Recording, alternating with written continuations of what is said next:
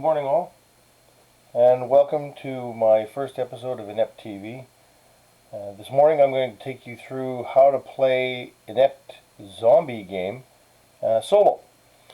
So on the roof of the buildings you can see that I have a group of 10 zombies. That's the normal wave of zombie that I use in a solo game. It includes 1 raver, 1 spitter, and 8 walkers.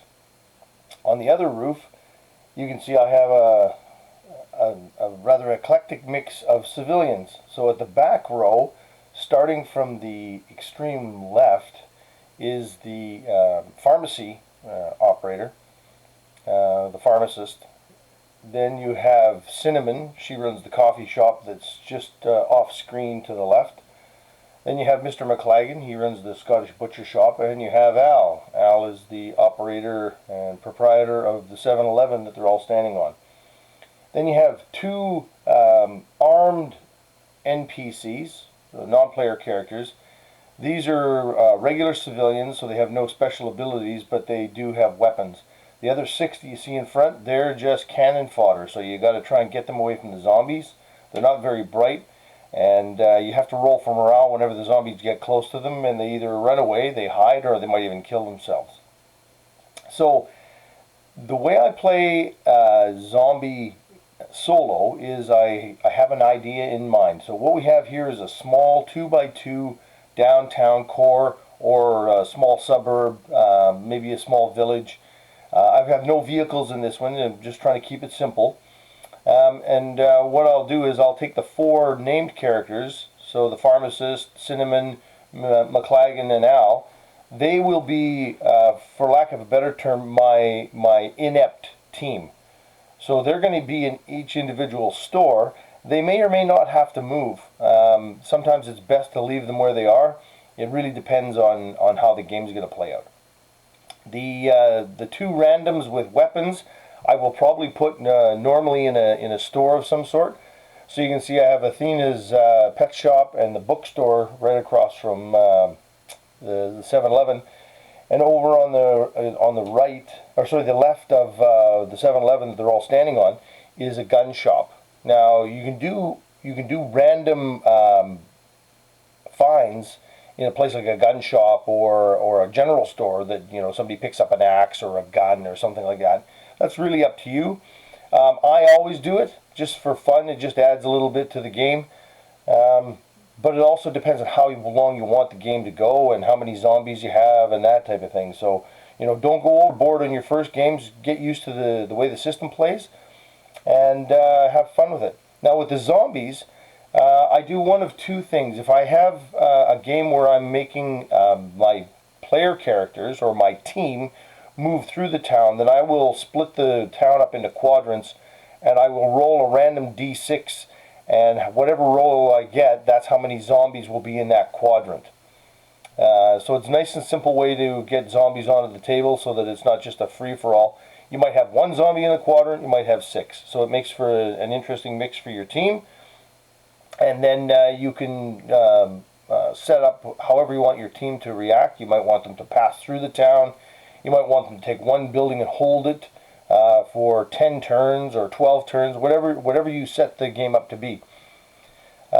The scenarios are pretty much endless. You can do just about anything in this game, and that's one of the beauties behind INEPTT, is it is so versatile that you really don't ever have to stop playing. You can play a campaign where you roll along 1 2x2 foot map at a time for as long as you want to play, or as long as you have player characters that are still alive. Now, like I said, I will sometimes split the town up into quadrants, and then I will put zombies on there. Other times I will make the zombies come in waves. And a wave normally in a game this size is 10 zombies. So, I think I mentioned that before. 10 zombies, 1 spitter, 1 raver, and 8 walkers. Now, if you're playing a bigger game, solo, or if you're playing with others, you can increase the size of those waves, but try and keep the same proportion of spitters, ravers to walkers. So it's 10% of your wave should be spitters, 10% should be ravers, and the rest should be walkers. Now, for those of you who don't know, or haven't read through the rules, or don't own the rules, ravers are the sort of what you see in things like World War Z, where the zombies are running all the time, and they're really strong, and they're really nasty, and they cause all kinds of problems for the good guys, or for the living.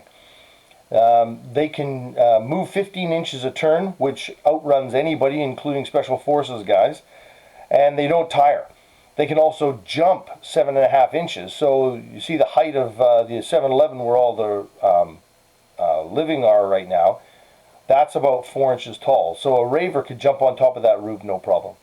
So they're a really nasty proposition, and they're one, if you have armed teams, you want to take out the ravers first, because if they get in, you're in big trouble. Spitters are another one that are nasty, because what they do is they vomit in a 3-inch teardrop a corrosive material that not only will turn others into zombies, but can also eat through doors. So unless you have an armored door, which none of these buildings in this case will have, except for the gun shop, the corrosive nature of the spitter will eat through a door in a turn. So the zombies will gather outside the door, a spitter will hork up on it, and the next turn they're coming through the door. So spitters and ravers, not a good proposition. Now, when I play, I like to use crawlers as well. So if a zombie gets wounded, I make him a crawler. And crawlers move at half speed. Walkers only move 5 inches. So a crawler only moves 2.5. That's up to you, though. You don't have to do that. I like it because it makes for a bit of a different tactical challenge for INEPTT, or for the INEPTT teams, or the living. Just adds a different element to the game. So I'm going to pause here. We're going to set up the table a little bit. Like the game board is going to be set up a little bit differently.